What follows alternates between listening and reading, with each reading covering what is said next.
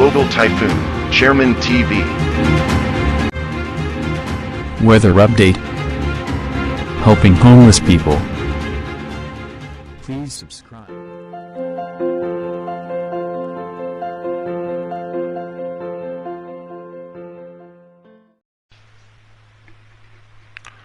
Magandang umaga po. Ito po ang latest update natin para nga po dito sa minomonitor natin na si Typhoon Aghon.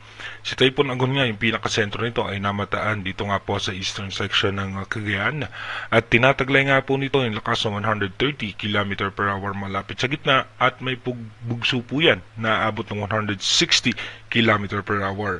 At ito nga po ay hindi na direktang nakakaapekto sa ating bansa dahil posible na tuloy-tuloy na itong lumabas ng ating Philippine Area of Responsibility bukas at hahatakin naman ito yung south-westerly surface wind flow at ito naman po ay magpapaulan dito nga sa may parte ng Visayas, Palawan, dito po sa Occidental Mindoro, kasama po dyan ng Bataan, Zambales, Metro Manila at ilang bahagi ng Palawan.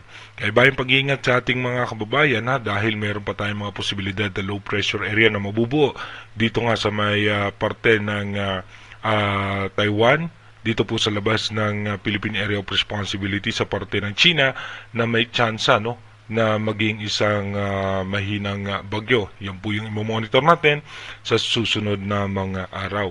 Dito naman po sa forecast track ng European Center, tuluyan na nga pong lalabas yan ng Philippine Area of Responsibility bukas at paglabas po niya ng bar line at ito nga po ay dahan-dahang hihina na. At dito naman po sa ating rain map animation, asahan nga po natin mas may tsansa ng mga pag-ulan sa madaling araw at pagdating nga po ng hapon. May mga posibilidad na malalakas na pag-ulan pagdating po yan sa pagitan ng alas 2 ng hapon hanggang alas 6 ng gabi. At pagdating naman po ng alas 7 ng gabi hanggang alas 11, may mga tsansa muli ng posibilidad na pag-ulan. Dumako na nga po tayo sa ating advanced weather forecast. Dito nga po sa ating advanced weather forecast, bukas nga po May 29 ng alas 8 ng gabi, nakalabas na ng Philippine Area of Responsibility si Typhoon Aghon habang hinahatak naman yan yung southwesterly wind flow na magpapaulan naman sa western section ng ating bansa.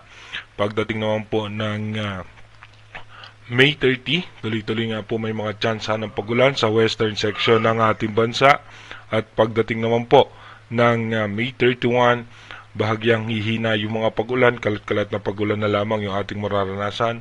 Pagpasok naman po ng June 1, may mga tsansa muli ng mga mahina at katamtamang pag-ulan.